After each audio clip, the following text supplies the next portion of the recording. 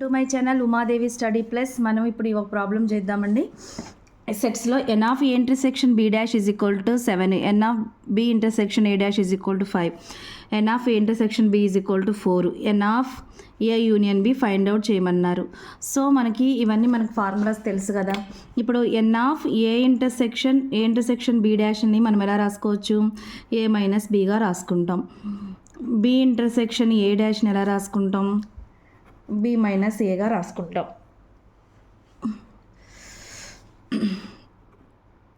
N of A minus B ఎలా రాసుకుంటాం అంటే n of A minus n of A intersection బిగా రాసుకుంటాం కదా.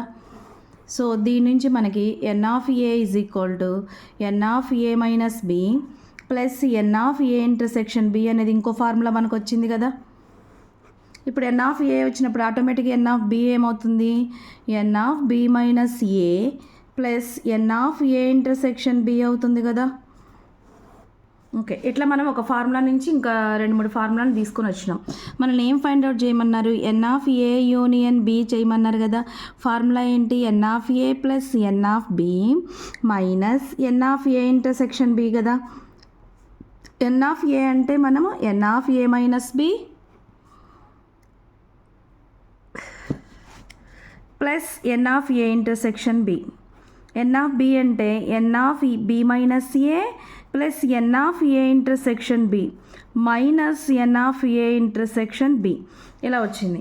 అంటే ఇక్కడ ఎన్ ఆఫ్ ఏ ఇంటర్సెక్షన్ బిలు ఇక్కడ ఒకటి 2 n of A intersection B ఉంది, ఆల్రెడీ మైనస్ ఉంది కాబట్టి 1 క్యాన్సిల్ అవుతుంది. N of A minus B plus n of B minus A plus n of A intersection B వస్తుంది. ఇప్పుడు n of A minus B అంటే value ఎంత ఇచ్చారు? N of A intersection B డాష్నే n of A minus బిగా రాసుకున్నాం మనం. అంటే 7 ప్లస్ 5 ప్లస్ 4 16 వచ్చింది. అంటే n of A union B is equal to 16.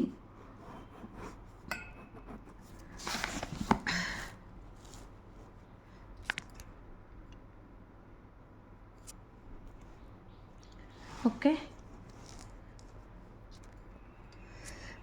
ఇక్కడ n of A intersection B dash n of B intersection A dash మనం ఇలా తీసుకొని వచ్చినాం. ఇలా దీని నుంచి మన ఫార్ములాని సబ్స్టిట్యూట్ చేస్తామండి. చాలా సింపుల్. ఇది 10th క్లాస్ వాళ్ళకు ఉంది, ఐఐటి 8th క్లాస్ వాళ్ళకు ఉంది. So thank you so much. కంపల్సరీగా లైక్ చేయండి, షేర్ చేయండి, సబ్స్క్రైబ్ చేసుకోండి.